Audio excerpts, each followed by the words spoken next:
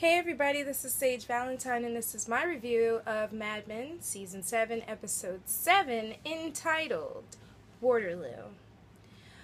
Oh man, this episode was just sad. Wow. I don't know, what is there to say about it? Bert dying kind of threw me off. I'm like, wow, after all these years, Bert finally kicked the bucket. Wow.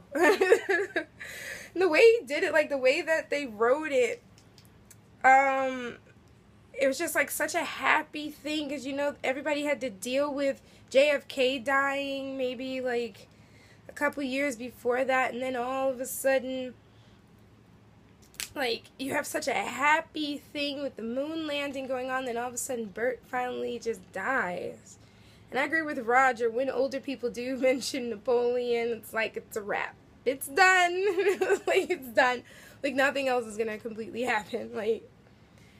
He's going off to green pastures, or greener pastures. But, a few things I noticed, especially, even before I get to that ending scene, it was just, Bert's way of telling Don, dude, you're okay, you got a job, you got money, it's alright, everything's going to be alright.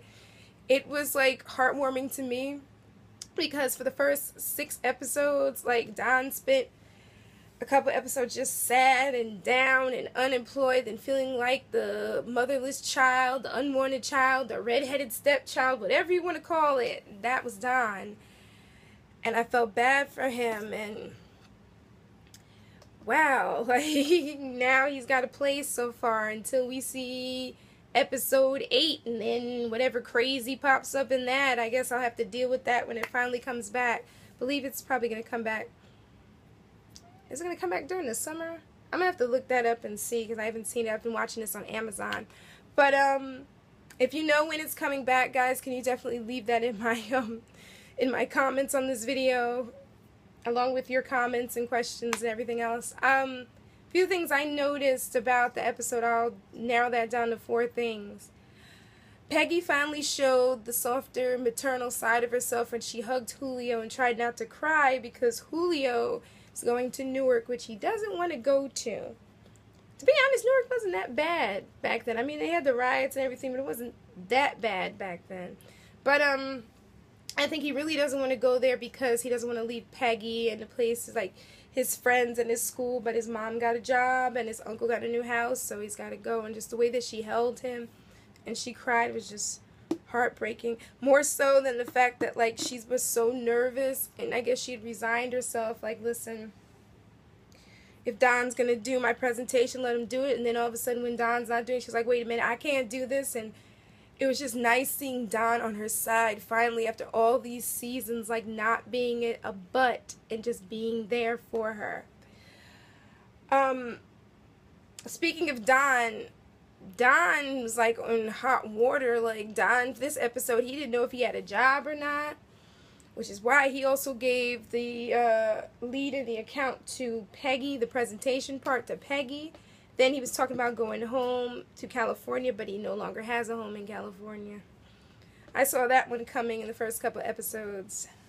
Megan just kind of was sip, when he was talking about going back to California, sip. So I guess that marriage is over. And if he ends up back with Betty, I'll say I told you so. I might be wrong, but I don't know. The way that Betty answered her friend when her friend was asking about Don gave me the weird impression that perhaps there's something still there, because old Mr. Francis is nowhere to be found, and he's speaking out against Vietnam, and they're just clashing, and it's not working.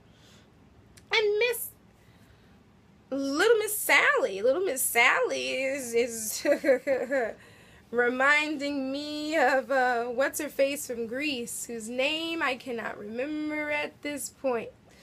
Oh man, you know who played the part, Olivia Newton-John, when she went bad with the leather. I'm just put some leather on Miss Sally, because Miss Sally is hot. She's after Nick and kissing Neil. I'm alright, Miss Sally, and smoking up a nice little cigarette. We all know what Sally will be doing in the 70s, getting high, I guess. I'm just saying, but she's gonna enjoy the 70s when they come. But Joan.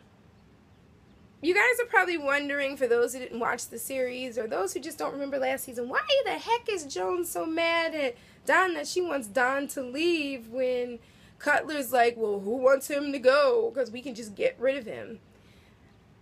SCP wanted to go public, and Don was just anti it, and it basically cost Joan $1 million, even after she slept with old dude from, was it Chevy she slept with? Mustang? Some guy she slept with last season, and that's how she became a partner, or the season before last, and that's how she basically became a partner, because she's like, listen, I had to do this, you guys are going to give me something for it, and for that, I think Joan is pretty hardcore for that. But that's why she's mad, because Don cost her money, as Bert said. So that whole scene, that line was 100% true. Ted Keogh was about to take himself out.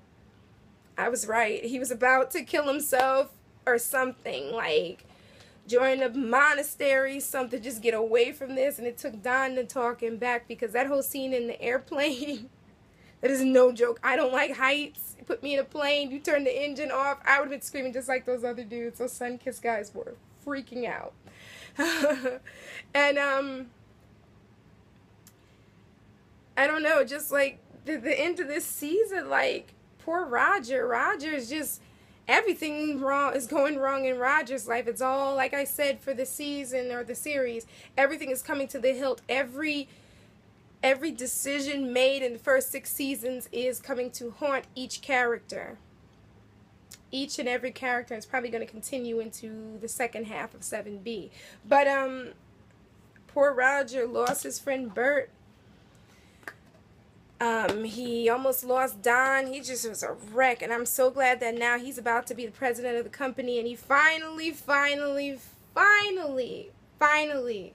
gave in to McCann, because McCann was not giving up. He was finding Roger. He just like was seeking out Roger, and he found Roger everywhere. That part in the sauna last episode was too funny. So I'm happy for Roger. I'm glad that Don's okay. I'm glad everybody's all right. But how, my question, and this is how I'm going to end this video, how is Peggy and Ted going to work together without bumping uglies? Will Bob come back and still try to pursue Miss Joan? What's going to happen to Roger's daughter? And will Sally's new wild child image become a problem? More so, Betty and Don. Will Megan change her tune and come back? And will she come back probably in the middle of Peggy and Don, or Don with someone else? What will become of Pete's relationship? Will Pete end up back with Trudy? Because Trudy didn't seem too keen about the separation and divorce. I mean, if she wanted it, she would have done it by now. And where will SCP be by episode 8 of 7B? Just saying, guys. I'm just wondering. I don't know. But I'm just going to enjoy this hiatus. Continue to review 24 and Believe. I got one more episode of Believe.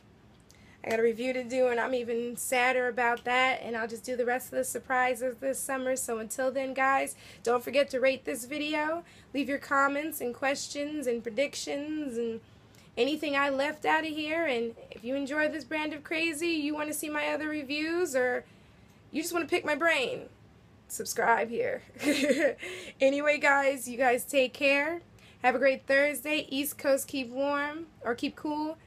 West Coast, chill out, and everywhere else, just smile. The weekend's coming soon. Until then, guys, I love you all. Bye, guys. Bye.